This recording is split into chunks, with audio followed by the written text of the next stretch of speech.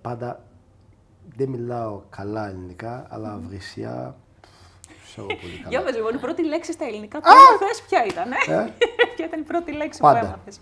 Μαλάκα. Μαλάκα. Ναι. Χωρίς να ξέρω τι είναι. Είναι παγκόσμια λέξη τελικά, έτσι. Παγκόσμια λέξη δεν ξέρω, αλλά πάντα στην Ελλάδα είναι... Πολλά με έχουν πει. Πολλά βρυσιά που δεν μπορώ να πω και εδώ. Τα έχω πει και πολλά, αλλά εντάξει. Έχεις πει ήδη σήμερα, έχεις πει αρκετά. Δηλαδή, έχω πει, είναι ότι με την βρυσιά... Το μαλάκας νομίζω είναι χρήσιμο και με πολλούς τρόπους, γιατί έχει πάρα πολλές σημασίες. Η αλήθεια, η ελληνική βρυσιά για μένα μου αρέσει πάρα πολύ. Δηλαδή, όταν τσαντίζεσαι, βρίζεις στα ελληνικά κυρίως. Σε ποια γλώσσα σου βγαίνει? Γιατί είναι ανάλογα το τι. Μου βγαίνει τα ελληνικά. Ναι. Η βρυσιά. Ναι, δηλαδή, όταν έχω νεύρα τώρα μου βγαίνει ένα πολύ δυνατό. Ναι. Δηλαδή,